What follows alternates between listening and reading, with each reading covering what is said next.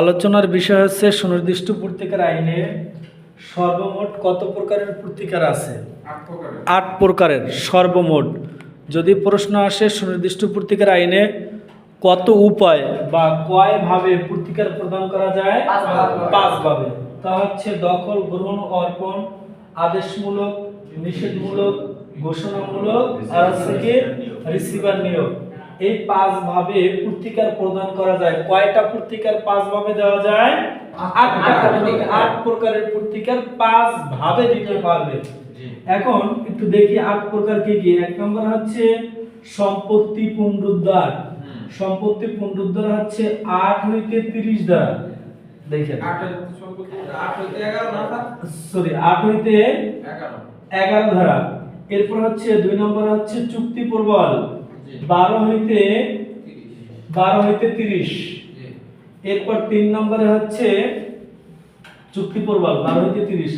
দলিল সংশোধন 31 হইতে 34। 4 নম্বরে হচ্ছে চুক্তিরদ 35 হইতে 38। 5 নম্বরে হচ্ছে দলিল বাতিল 39 হইতে 41। 6 নম্বরে হচ্ছে 42-43 ঘোষণা। ঘোষণা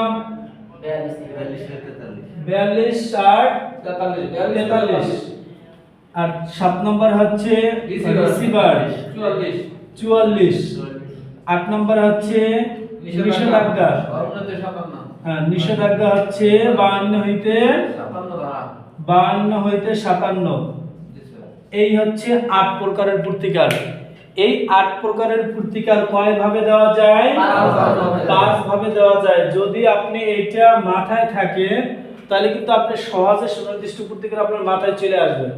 আপনার সম্পত্তি পুনরুদ্ধার স্থাবর হচ্ছে 8 এবং 9 আর অস্থাবর হচ্ছে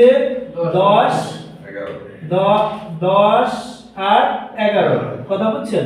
এরপর হচ্ছে চুক্তি প্রবল 12 থেকে 30, দলিল বাতিল 31 থেকে 34, চুক্তি রদ 35 থেকে 38। দলিল এটা সংশোধন হইবে, ভুল বলছি, দলিল সংশোধন। এরপর হচ্ছে দলিল বাতিল 39 থেকে 41, ঘোষণা 42-43, রিসিভার 44, নিষেধাজ্ঞা 52 থেকে 57।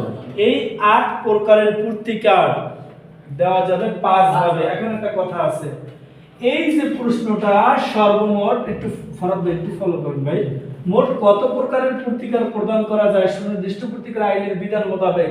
আপনাকে মার্কস দিয়েছে 7 মার্কস। কত মার্কস? 7 অথবা 10 মার্কস আপনাকে এই প্রশ্ন দিয়েছে।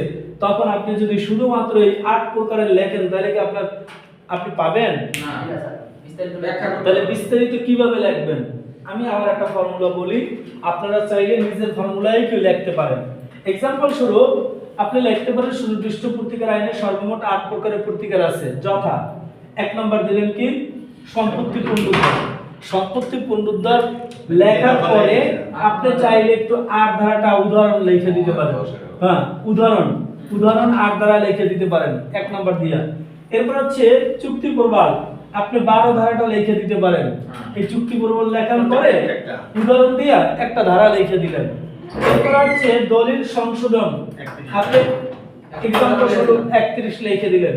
এভাবে যদি দেখেন যে না আপনার পেজ বাড়তে আছে, আপনার সময় শেষ হয়ে যাইতেছে, আপনি সময়ের উপরে ডিপেন্ড করে কি করতে পারবেন? এইটা চাইলে আপনি একটা প্রশ্ন আপনি চাইলে 3 ঘন্টা লিখতে পারবেন না? সব যদি 3 ঘন্টা লাগবে না? আবার যদি চান যে না আমি 35 মিনিট লিখবো, তাহলে আপনাকে কি করতে হবে? ছোট ছোট আকারে লিখে দিতে হবে। এক কথা হচ্ছে আপনাকে যতটুকু গুড় দিবে আপনি ততটুকু কি করবেন? মিষ্টি দিবেন। মার্কস আপনাকে যদি কম দেয়, দেখেছে এই প্রশ্ন আপনাকে 3 মার্কস দিল, তখন আপনি কি করবেন? তখন তো বেশি লেখা তাহলে 8টা লিখে দিবেন। একটা থেকে কত ধরা থেকে কত ধরা দিতে? হ্যাঁ, কত ধরা থেকে কত ধরা দিলে নাম্বার তো ফিক্সড আসবে না? নাম্বার তো সামনে দেওয়াই থাকবে। মার্কস যখন 3 মার্কসের প্রশ্নের ক্ষেত্রে আছে, এটা দিলে তো কি দিনে কি তিনি দিয়ে দিবেন? কারণ এখানে তো এটা তার মন মানসিকতা, 8 প্রকার ঠিক চালিয়ে দিলে তারা সব এটা হচ্ছে তার মন মানসিকতার উপরে। হ্যাঁ, এটা তো আসলে কেউ বাইরে থেকে বলতে